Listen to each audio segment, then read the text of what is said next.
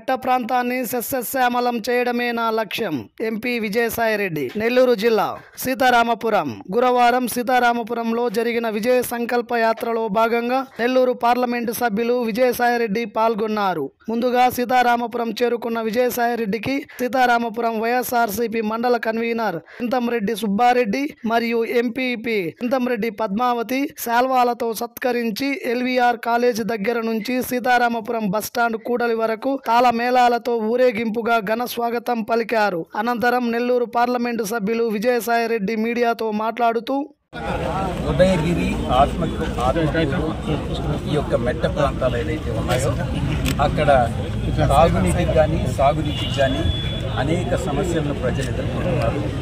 ఇటు వెలుగొండ నుంచి కానీ అటు సోమశల నుంచి కానీ నీళ్లు తెప్పించి ఆ కాలువలను ఏదైతే ఇన్కంప్లీట్గా ఉన్నాయో వాటిని ఆ కాలువల ద్వారా చెరువులు నింపి అక్కడి నుంచి తాగునీరు సాగునీరు రెంటిని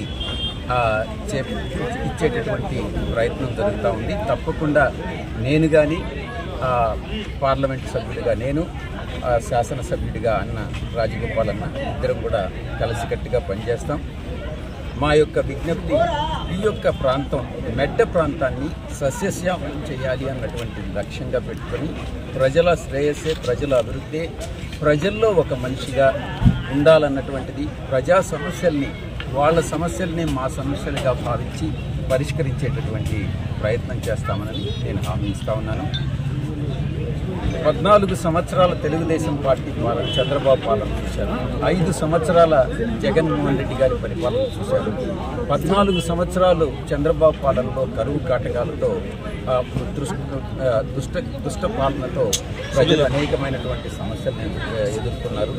ఈరోజు 5 సంవత్సరాల్లో సంక్షేమ రాజ్యాన్ని రామరాజ్యాన్ని ఆ తర్వాత అభివృద్ధి రాజ్యాన్ని ఈ 5 సంవత్సరాలు జగన్మోహన్ రెడ్డి పరిపాలనలో చూశారు.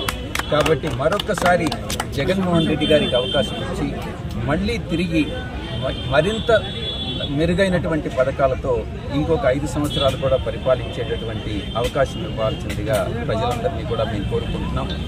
ఎవరైతే పార్టీలో పదవులు అనుభవించి పార్టీ వదిలి పార్టీకి వెన్నుపోటు పొడిచి వెళ్ళిపోయి ఉన్నటువంటి వ్యక్తులకి సపోర్ట్ చేయొద్దు, మాకే సపోర్ట్ చేయండి.